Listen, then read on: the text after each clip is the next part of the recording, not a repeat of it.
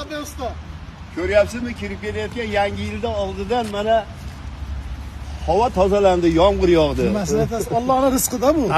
Albatta, bu rizq yomg'ir. Juda to'g'ri. Endi yomg'ir yog'yapti, tashqarida turib qolganimizga men sizdan hijolat olyapman. Nimaga? Uzoqroq yomg'irda turib qolsam, hududning usti yomon bo'lib qolmasin deb. Lekin bu yomg'irda tashqarida turganingizda sizdan ko'nglim xotirjam. Nimaga endi? Siz eski suv yuqmassiz u. Muhittinjon, ichkarida o'tirgan bo'lsam ham tashqarida yomg'ir yoqqan yoqmaganini bilaman. Ustangizni chiqaraman, orqasini silab ko'raman. Ho'l bo'lsa tashlayapti deyman. Hozirjon, ichkarida o'tirsam dedingizmi? Ha, ichkarida. Mana shu yerda xato qildingiz. Nimaga? Shuncha tahlil qilsam ham siz ichkariga unagan emassiz. Yomg'ir yog'yapti turganda o'zlaringizni panaga olinglar. Nimaga? Tashqarida qo'salang tashlagandan keyin ustalang shil topib qoladi. Yaxshi ham men boshimni kepka kiyib olgan. Bo'lmasa vahima qilib olardingiz. Bosh o'lib qolibdi. Mahmudjon, mana askar qilyapsiz, yomg'irda uzoq turib qolib, ustim yomon bo'lib qoldi demaysiz ham. Nimaga? Agar bir rezga ho'l tegib bo'lgan bo'lsa, hijolat bo'lmayman. Men akangizman, chista qilib qo'yaman.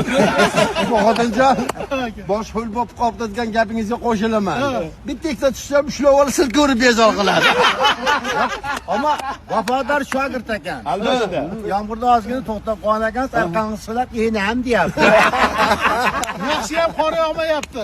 Qor yoqqan bo'lganda bezor qilib qoqib qo'ying deb. Yo'q, qor yoqmagani yaxshi bo'ldi. Qor yoqqanda Muhammad Sodiq akam aytardi, "Bundan qorda qoqib kelayotganimsa, inshaallohdan eski qoqilgan u" deydi. Siz ham o'zi ilmli qori bolalarga o'xshab turibsiz. Agar Behruzbek biz tasg'irib ichkariga kiraylik deganda men sizga aytardim.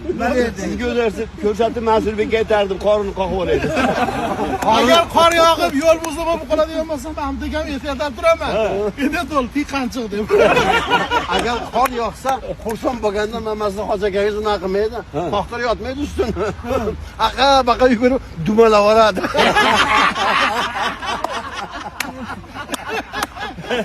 Ular deb Mahmudjonga aytmang. Dumalov desangiz Mahmudjon xursand bo'lib ketadi. Muhammad akam uzoq yotar ekan. Yo'q, bu yoqqa dumalab oladi deysizmi?